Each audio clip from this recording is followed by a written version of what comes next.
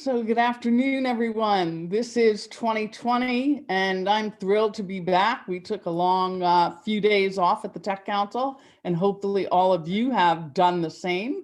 I'm Audrey. I run the Pittsburgh Tech Council. If we haven't had a chance to meet, glad to see all of you today. And I'm joined with Jonathan Kirstang, who is our right hand and Vice President of all things media and storytelling and marketing for the Tech Council and our member companies.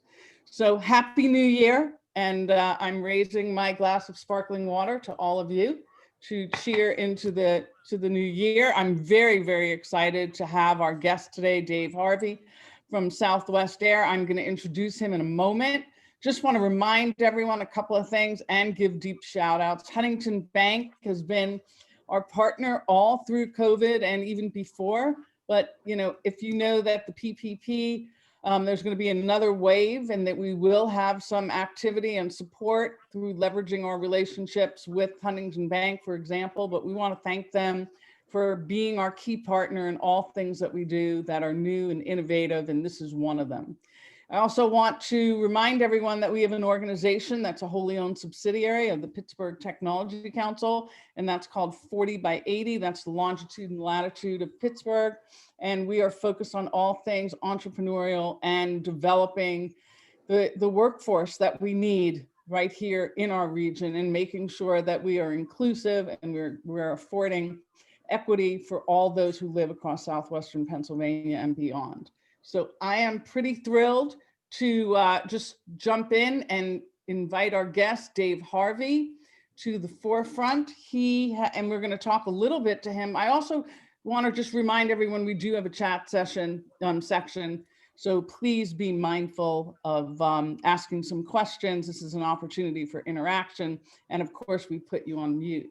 But before we jump in and talk to Dave, I have like a great announcement that I want to shout, that we are going to randomly pick one person for a giveaway for a round trip on Southwest. We're excited about that. Dave's giving a thumbs up, but here's what I want you to do.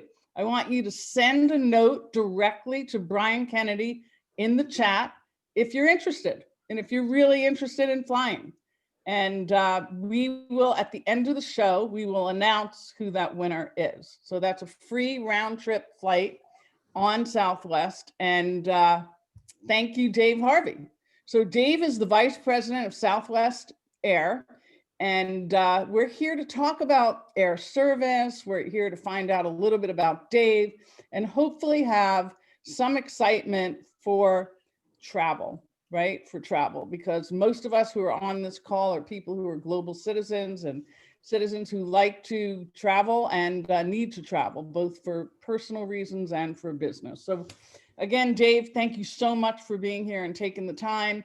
Tell us where you are dialing in and zooming in from. Absolutely. Thank you, Audrey, and thank you for the council just for a few minutes just to connect with you. I am sitting here in our headquarters offices at Dallas Love Field, just across the runway. So just a stone's throw north of downtown Dallas. Okay, and so tell us, and hopefully you're safe and sound, and you've had a good and healthy 2020, despite a lot of the trials and tribulations that everyone has endured.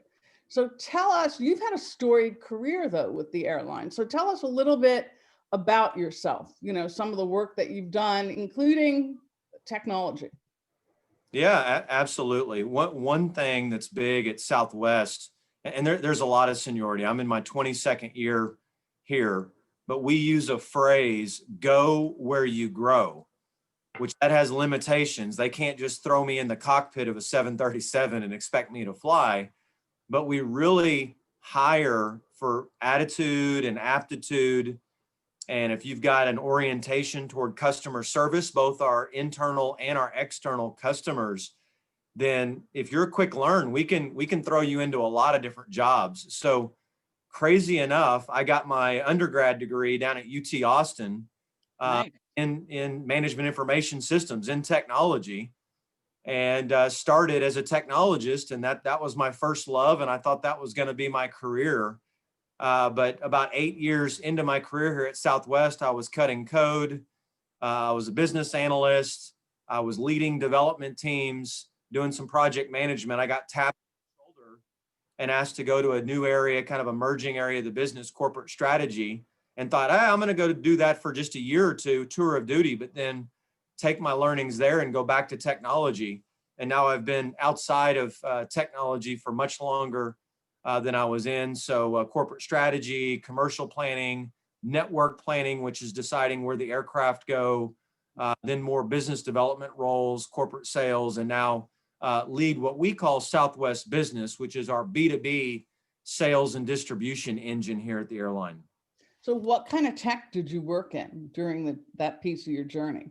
Yeah, it was old school. Some of this I can't even claim as actual technology. I was cutting code in Java, J2EE. It was a lot of Microsoft Visual Basic, which is nice. So it was kind of a jack of all trade. Back then in our Southwest history, we're a point-to-point carrier versus a hub and spoke carrier.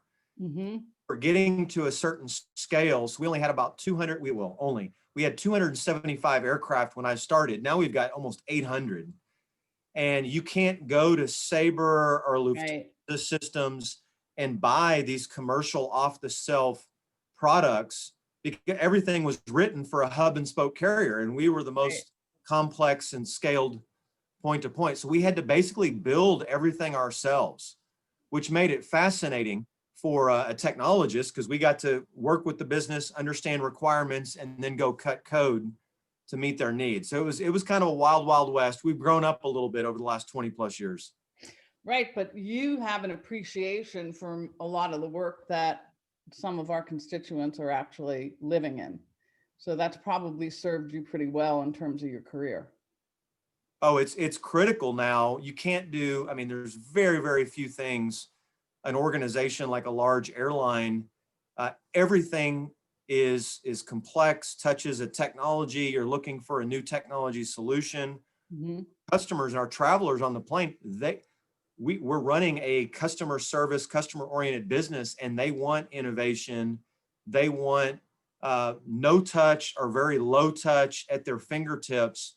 So we've got to have our finger on the pulse of just all the emerging platforms and trying to figure out how we incorporate that into our tech plans. That's great. I'm sure there are people here who would love to figure out some ways to be helpful and supportive in some of your tech strategies and implementations. So if they're interested, is there a way that they could reach out? Yeah, absolutely. Brian and the team have my contact information, or just connect with me on LinkedIn, just David Harvey at Southwest Air, and we can definitely strike up a conversation. That's great. Thank you for being so open to that. Really appreciate it. So most of today's, attendees are definitely familiar with Southwest, but can you level set sort of the discussion about your overview of your presence here in Pittsburgh? Talk about maybe, where we were pre-COVID and how COVID has impacted us. We just start. Absolutely. Yeah. So Southwest Airlines actually turns 50 this year. Such a milestone year. So June, we will actually turn the big 50 as an airline. And, literally it started out from very humble beginnings in 1971. The whole model was written up on a cocktail napkin at a bar in San Antonio, Texas, where Herb Kelleher, Audrey, who we were talking about earlier, one of our founders, Lamar Muse, said, how do we get all these Texans out of their pickup trucks and get them into the sky? Let's give them, high quality service at a low fare. Herb, you're crazy. Let's do it. And now, after 50 years, we are the largest carrier, not only in the United States, we're the largest carrier in the world. We carry just shy of 25% of the entire U.S. market share. So 70s was all about Texas. 80s, we expanded to neighboring states. Our orientation was more south and west. Wasn't until the 90s where we got to the East Coast.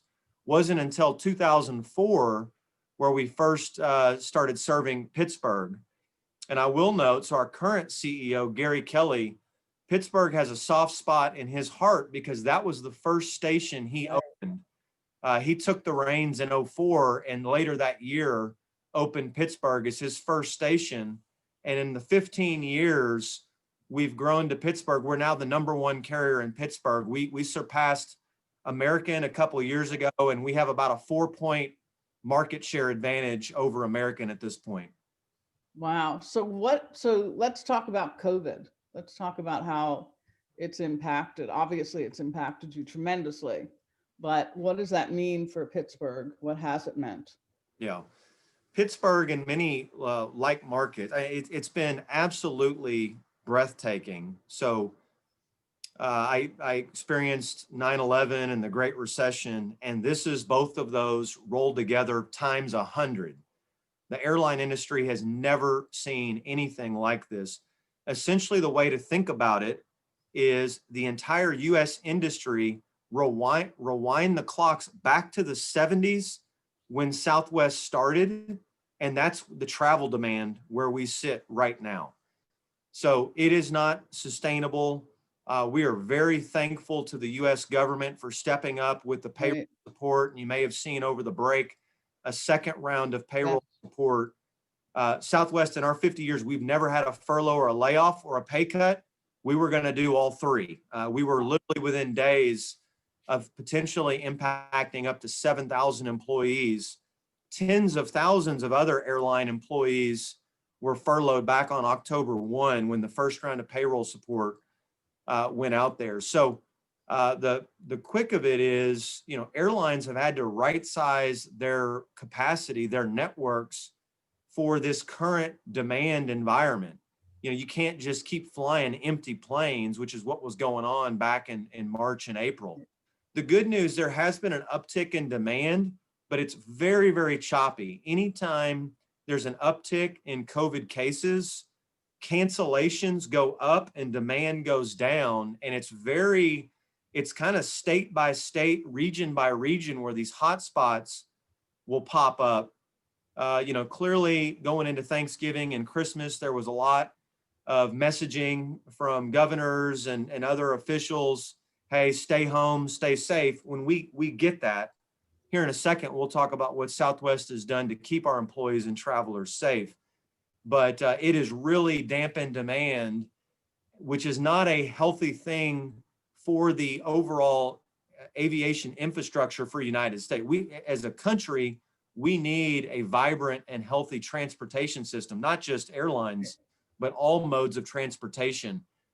And if something doesn't change here with kind of vaccine and testing and a rebound in demand, it is going to dramatically shape the airline industry for years, if not the next decade.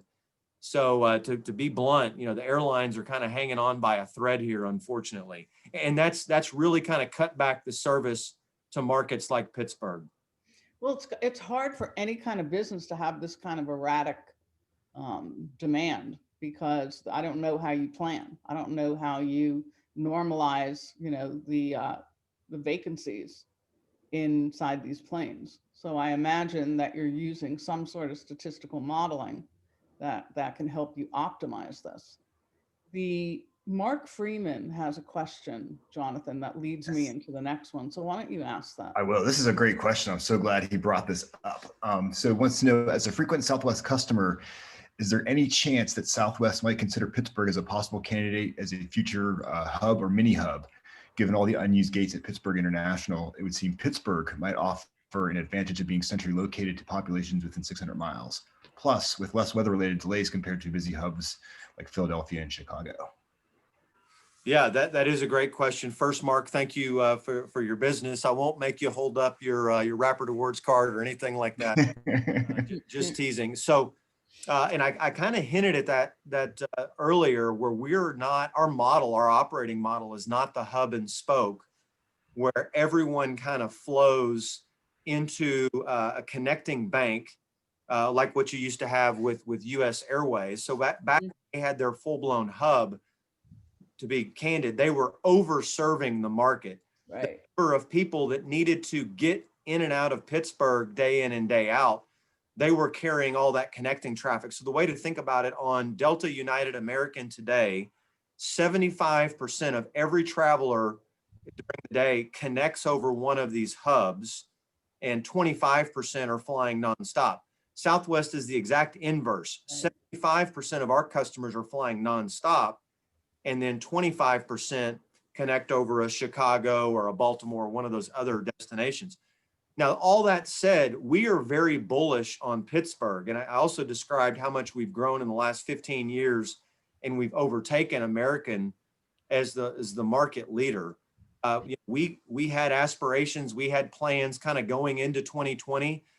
Pittsburgh, it was been the first time in its history was going to surpass 10 million annual customers. 2020 was going to be the year. Nothing magical about 10 million, but it is kind of optically, that's a big stepping stone. And I'd be proud to be driving a lot of that traffic. So I think we just need to weather this current COVID storm. We've built up a great customer base there.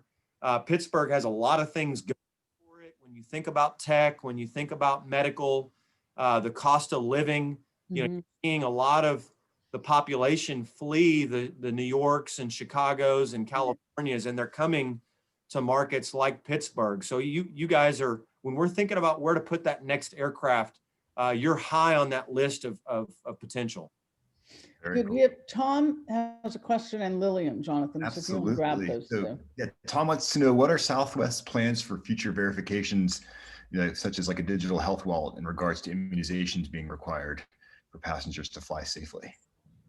Yeah, there is a lot going on there. And to be also direct with you, I think a lot could change even in the next 30 to 60 days as the new administration positions in. If you look at the agenda, you know, clearly one of the big four items is all about how we get our arms and battle. It really is kind of a war analogy, COVID. So I do think that there's going to be new protocol. The question there was about digital wallets, you know, whether that wallet will show, have you been vaccinated or have you been tested within 72 hours? So our customer experience teams and our technology teams are very much plugged in with Capitol Hill, and there's different task force teams about contact tracing and about the digital wallet. You're seeing it. The early indicators are what's kind of going on in the international space, and also what's been going on flying to the Hawaiian Islands. They've been much more stringent, different testing protocols and those procedures. So you could kind of see all that taking the next step in more of a digital form is what I think is probably on the horizon. So we're plugged in, and we're making sure that both our travelers and our employees have what they need for whatever that new norm may look like. Last thing I would say there, I think everybody, I think as a country, we came out of the gate and stumbled a little bit on the vaccine distribution days, and it's just a massive undertaking, you know, warp speed. From what we're seeing, you know, the country was trying to get out 20 million doses at the end of December. It was only like 12 million, and only about 4 million were in people's arms. So we've got some catching up to do, but it looks like that whole supply chain is about to really get geared up. First responders, frontline, high risk categories, we got to get them covered in the next kind of 60 days and then start getting it out to the next waves. You do see a path here, call it by June 1, July 1, where we're getting much closer to herd immunity. And that'll be a big, people will be going and visiting grandma and grandpa again, or taking that business trip again. So the cavalry is on the way. So there's a question about the customer experience from Lillian. Yeah, let's talk about this. Definitely. So Southwest has always been a leader in customer experience, and I 100% agree. And that they obviously use that as one of your main differentiators, never charging change fees, et cetera. Now that other airlines have adopted that model because of the pandemic, how do you think Southwest will continue to innovate and stay ahead of the trends and differentiate yourselves and appeal to weary travelers at this point?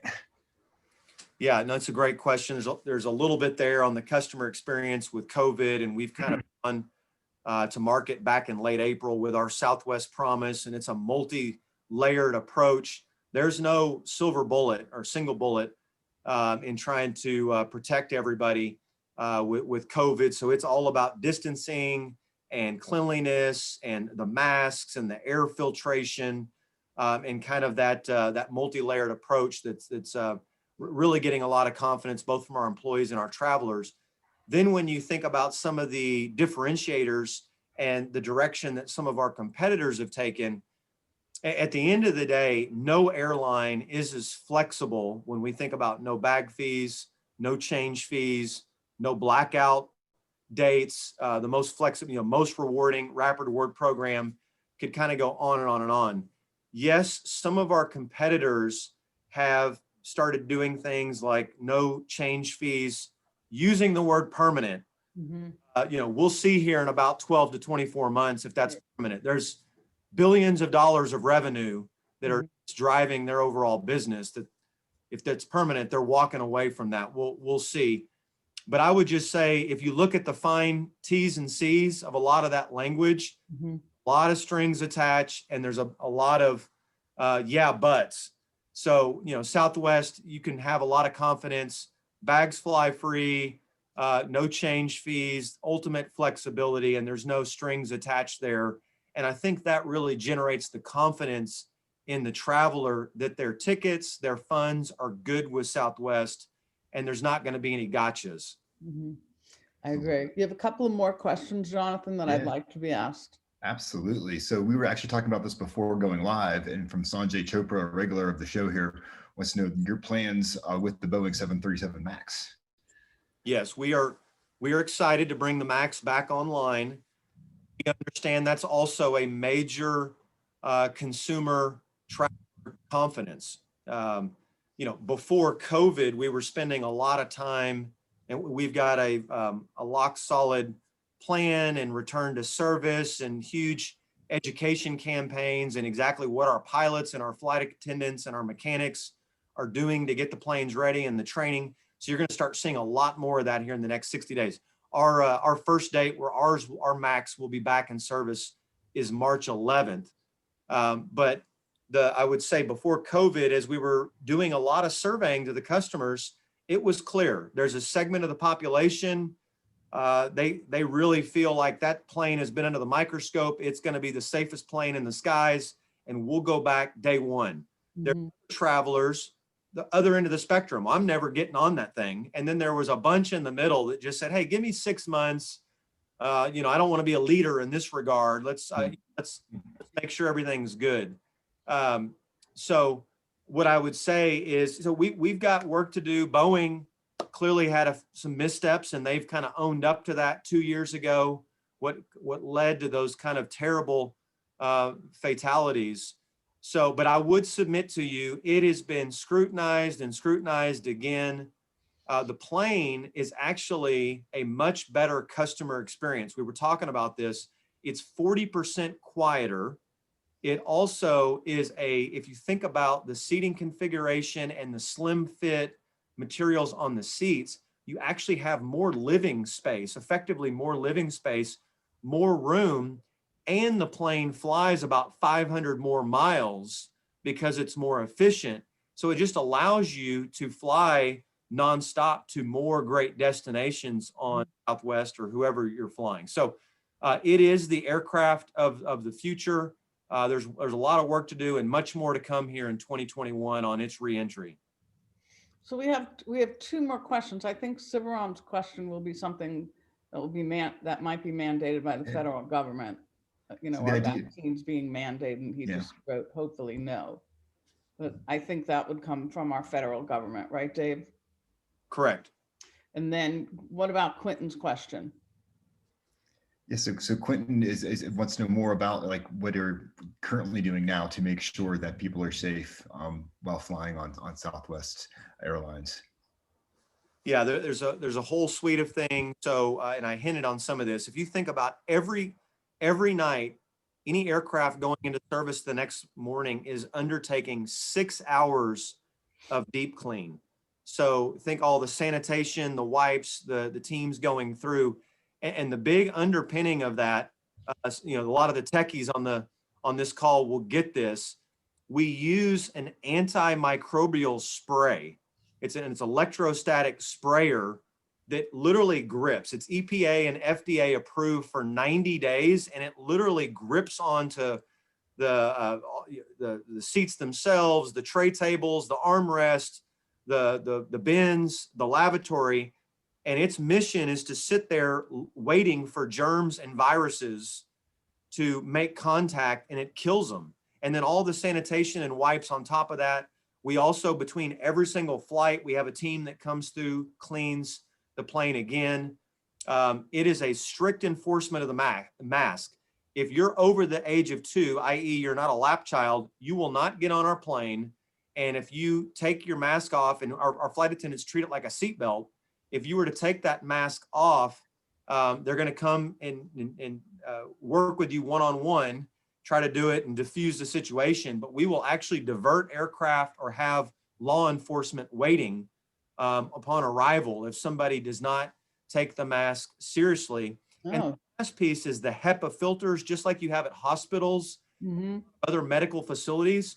It is getting 99.97% of all airborne particles out of the air. And people don't realize this, but the Boeing 737, it recycles air, fresh air from outside of the cabin every 2 to 3 minutes. So that is going on for the entirety of the flight.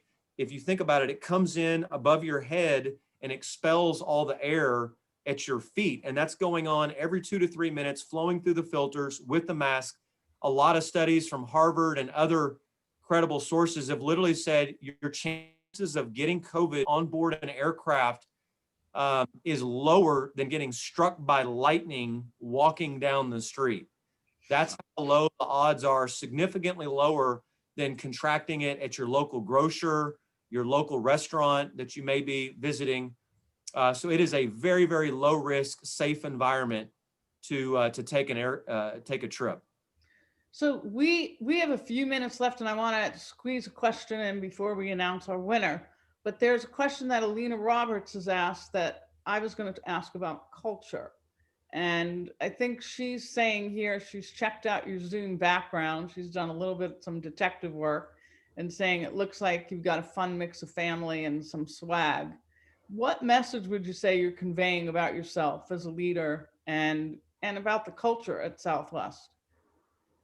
Yeah, absolutely. Our economics, our wheel of how we do things, it is all about and this is very unique, it's about putting our employees first, which sounds kind of counterintuitive, but if you put your employees first, take care of them, have a great corporate culture, let them be themselves, work hard, play hard, safety is never a question there. But let them just be their own personality and let their hair down, very diverse and inclusive. You do those things, they're going to be motivated to do great work for Southwest and take great care of our customers. And then the financials come third. And that wheel has really served us well. So you hire the right people, like we talked about earlier, and then put them in this culture, in this environment where they have the autonomy to do right by the customer. And the customers keep coming back. That has served us so well. We will weather this COVID storm. We're actually going to be stronger vis-a-vis the other airlines. I 100% believe that. And it just allows us to create more growth for the future. Right. Well, Jonathan, sneak in Kim Carl's question. Definitely a great question here. Wants to know, are you notifying all passengers on a flight when you find out someone flew when they were positive? Yes. So we, as an industry, and this is back to some of the task force on Capitol Hill, there is not a good contact tracing solution, especially when you think about the total volume of people that are contracting COVID. So we've mitigated it. So from transmission is next to nothing. But that level of contact tracing, and then actually one of the big items which all the technologists on this call is think about PII, so personal privacy data, everything going on with GDPR, everything going on with California privacy, that's going on across all these other states. So that's still being worked, but there is not a good contact tracing and kind of follow up and letting folks know after the fact. But that is still on the agenda. That is still being worked. That's great. So Renee has just said, on CNN, they said that Southwest is the safest airline to fly in. That's what CNN reported on. So before we get to finding out who Yeah. has won a round trip, what are some final things that you want to say to the tech community here, Dave? Anything that we can do to continue to support? Obviously, it's to fly. Obviously, it's to support you. How can we relay any important information about emerging travel demands from the tech sector? Anything. This is your chance to ask us. Yeah, wonderful. Thank you for that opportunity. As you heard me say earlier, we are bullish on Pittsburgh. I was actually in market hosting a bunch of corporate customers back in November, just during the election, and I'm always blown away. I've jokingly said to many people over the years, whatever mental picture you have of certain cities across the country, Pittsburgh is number one where it's going to blow away your expectations. And yes, we love that. You're a great ambassador. I am from the Keep on talking. But yeah, we continue to strive to and work hard to be your number one carrier and grow with Pittsburgh, all the exciting growth. Many of you are global, as Audrey just said. We have a lot of, many of you may not be in charge of your travel programs, but we have all kinds of programs that make it easier for you to manage travel and all of your travelers and give you a lot of benefits and savings, loyalty incentives, but also discounts as well on your travels. That's another thing. If you wanted to follow up with me through LinkedIn or email, we'd love to get you in touch with our teams that support that. But maybe the biggest thing out there is just, don't just believe me, do the research, but it is truly safe to travel. The risk is low. Word of mouth is important. When we survey people before they travel, they're apprehensive, they're nervous, but after they travel, they see how safe and clean and how methodical the process is. And then they tell their friends and they travel again. So many folks just need to experience it one time and then they'll be off and running. So Southwest is all about Pittsburgh, and love to follow up with you at a later date to see how things progress. It'll be great. We're going to stay in close touch. But before we identify the winner, right? Before we do that, I want to give a plug for tomorrow's show. We have Chuck Hoover, who is the general manager of Facebook Reality Labs here in Pittsburgh. And I've got to tell you, since having the opportunity to have an Oculus for a week, my world has changed. Upside down, inside out.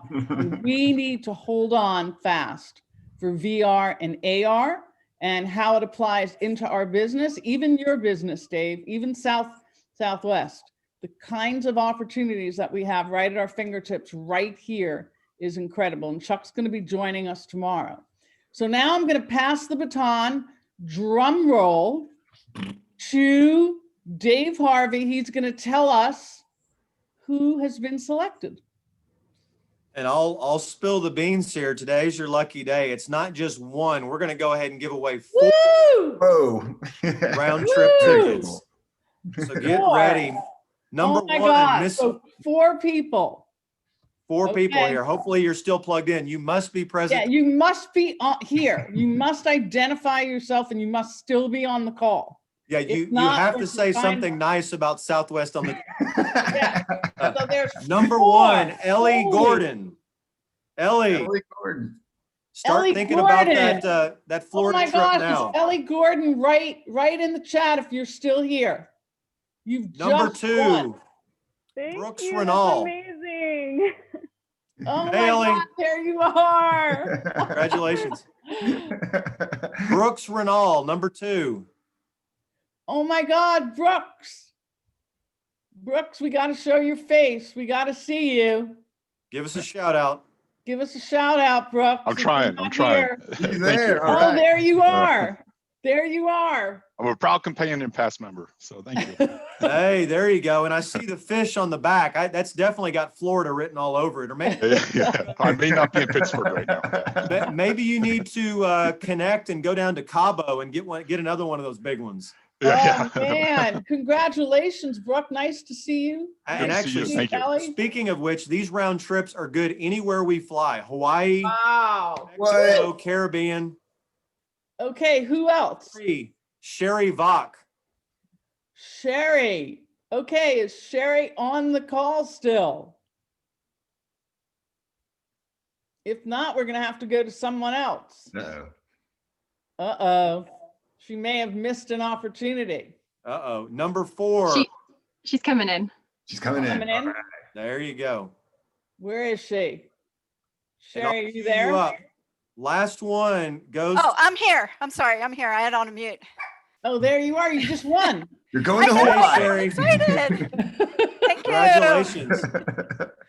And last but certainly not least, Miss Lacey Milleron. Oh, okay. And this is Lacey? I am here. All Where right. are you? There you she are. is. You just won. Congrats. I appreciate it. Thank you so much. Oh my gosh, Dave. Dave Harvey, you have kicked off the year for us. I can't thank you. We're going to stay close to you. Thanks to everyone at Southwest for the work that they've been doing during this period of time and for the quarter ahead. And thank everyone for all the questions. And Dave said, reach out to him. His name is David, but he said only his mother calls him that. But if you go out to LinkedIn, it's David Harvey. So everyone, join us back here tomorrow.